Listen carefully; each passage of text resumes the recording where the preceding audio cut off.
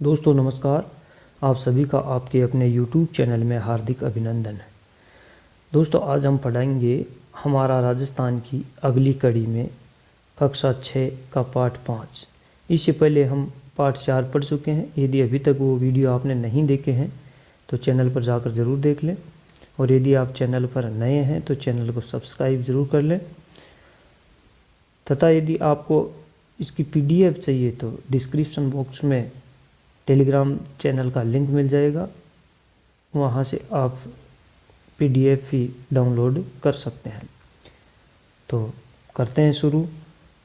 प्रश्न नंबर 1, आज़ादी से पूर्व राजा के प्रमुख मंत्री को क्या कहा जाता था? दीवान। प्रश्न नंबर 2,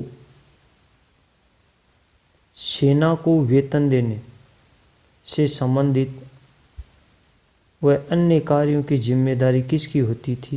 पक्षी की। प्रश्न नंबर 3, आमदनी और खर्च का हिसाब रखने वाला कौन होता था? खजांची। यानी आमदनी और खर्च का हिसाब रखता, खजाने का हिसाब रखता वो क्या होता? खजांची। और सेना को वेतन देना, सेना से संबंधित अन्य कार्य करता था वो होता था बख्शी। प्रश्न नंबर 4, राज्य का विभाजन होता था परगनों में। राज्य को परगनों में विभाजित किया जाता था। परगनों को फिर सूबों में, सूबों को ग्रामों में, इस तरह से विभाजित किया जाता था। प्रश्न नंबर 5, परगने में शांति व्यवस्था बनाए रखने की जिम्मेदारी किसकी थी? तो ये थी परगना अधिकारी की। प्रश्न नंबर 6, राज्य की सबसे छोटी इकाई कौन सी थी? ग्राम। राज्य की सबसे छोटी इकाई ग्राम होती थी। ग्राम का मुखिया ग्रामीणी होता था। प्रश्न नंबर 7 है, मध्यकाल का संपूर्ण शासन तंत्र, मध्यकाल का संपूर्ण शासन तंत्र किस पर आधारित था? राजा और जागीरदारी व्यवस्था पर।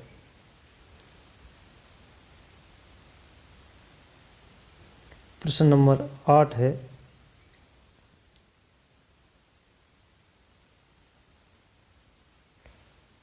राजस्थान की जागीरदारी व्यवस्था किस पर आधारित थी? रक्त संबंध एवं कुलीन भावना पर आधारित प्रशासनिक और सैनिक व्यवस्था थी। यानी जागीरदारी प्रथा थी कि राजा होते थे वो अपने कार्यों को बांटने के लिए अपने रक्त संबंधियों को कुछ जागीर प्रदान कर देते थे, ताकि वो उस क्षेत्र का ध्यान रख सकें, उसमें शांति व्यवस्था बनाए रख सकें। तो इस तरीके से ये जो जागीरदारी व्यवस्था थी वो रक्त संबंधियों को दी जाती थी, अपने चाचा ताऊ के लड़कों को, अपने सगे भाइयों को या अन्य संबंधियों को ये दी जाती थी। प्रश्न नंबर 9 है, राजा द्वारा अपने रक्त संबंधियों को दी गई भूमि का स्वामी क्या कहलाता था? जागीरदार। राजस्थान में जागीरदारी प्रथा का प्रारंभ कब से माना जाता है?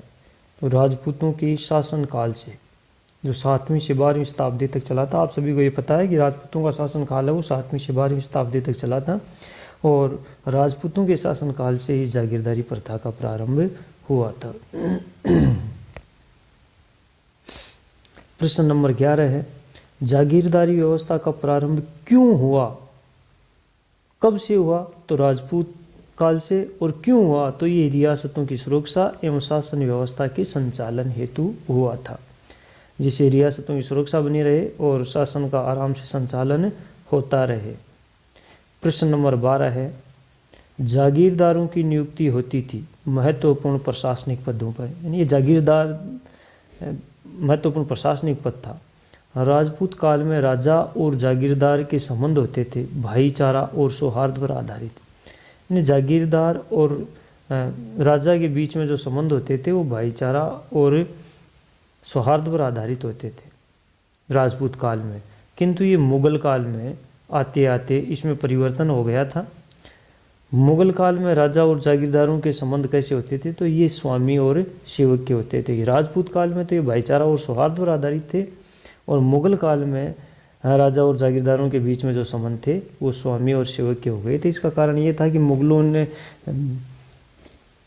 राजाओं से अधीनता स्वीकार करवा ली थी, तो राजा आराम तलब हो गए थे, फिर उनके कोई विशेष काम नहीं रहा था, तो ये केवल इन जागीरदारों पर ही अपना रोब जमाया करते थे और स्वामी और सेवक का इनके बीच में संबंध हो गया था।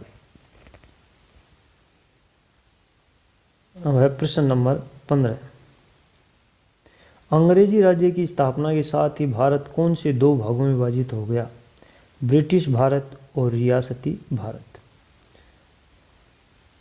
प्रश्न नंबर 16। ब्रिटिश काल में भारत कितने प्रांतों में विभक्त था? तो 11 प्रांतों में विभक्त था।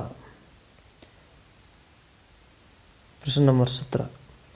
1857 की क्रांति के बाद भारत का नियंत्रण किसके हाथ में चला गया? ये इंग्लैंड के ताज एवं संसद के नियंत्रण में चला गया।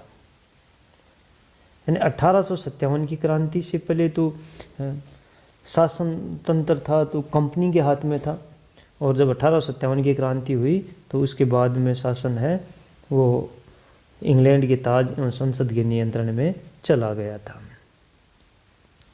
प्रश्न नंबर 18 है, भारत का प्रथम वायसराय किसे नियुक्त किया गया? तो ये किया गया था लॉर्ड कैनिंग को।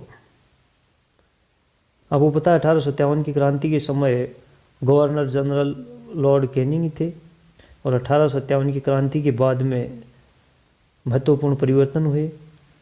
भारत का नियंत्रण सीधा इंग्लैंड की संसद के हाथ में चला गया तथा गवर्नर जनरल के पद को वाइसराय के रूप में परिवर्तित कर दिया गया था, चूँकि उस वक्त गवर्नर जनरल लॉर्ड कैनिंग थे और कैनिंग को ही वाइसराय बना दिया गया था।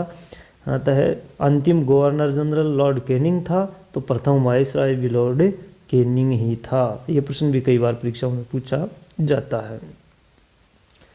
प्रश्न नंबर 19 है, 1935 का भारत सरकार अधिनियम कब लागू हुआ?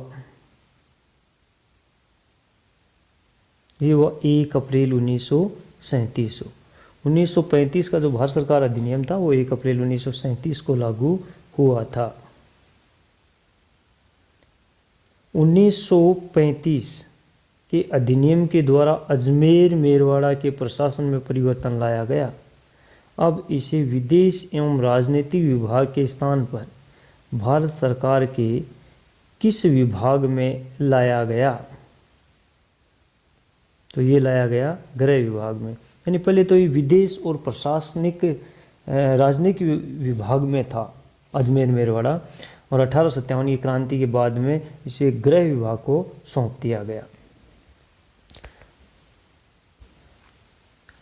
प्रश्न नंबर 21 है, अजमेर मेरवाड़ा को गृह विभाग के अंतर्गत लाने से क्या परिवर्तन हुआ?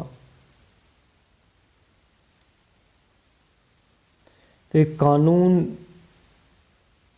अब गवर्नर की जगह कानून गवर्नर की जगह संघीय कार्यपालिका द्वारा बनाए जाने लगे। यानी अजमेर मेरवाड़ा को गृह विभाग में लाने से ये परिवर्तन हुआ कि अब गवर्नर जनरल कानून यहाँ नहीं बनाएगा और कानून संघीय कार्यपालिका बनाएगी। प्रश्न नंबर 22 है, राजस्थान की प्रथम विधानसभा के चुनाव कब हुए? तो ये हुए थे 1952, यानी प्रथम आम चुनाव 1952 में हुए थे। प्रश्न नंबर 23 है, राजस्थान के प्रथम निर्वाचित मुख्यमंत्री कौन बने? टीकाराम पालीवाल। तो प्रथम मनोनीत मुख्यमंत्री कौन बने? इसका जवाब आपको कमेंट बॉक्स में देना है। देखते हैं आप इन साधारण प्रश्नों को किस तरह से याद रख पा रहे हैं। तो कमेंट बॉक्स में इसका जवाब जरूर देना कि प्रथम मनोनीत मुख्यमंत्री कौन थे? मनोनीत मुख्यमंत्री। प्रश्न नंबर 24, वह पत्र जिसमें शासक द्वारा प्रदान की गई जागीर का उल्लेख होता था क्या कहलाता था? जागीर पट्टा। राजा द्वारा जागीरदारों को जो जागीर दी जाती थी तब उन्हें एक पत्र प्रदान किया जाता था। उस पत्र में जागीर का उल्लेख होता था कि इतनी जागीर आपकी है। उस जागीर को क्या कहा जाता था? जागीर पट्टा।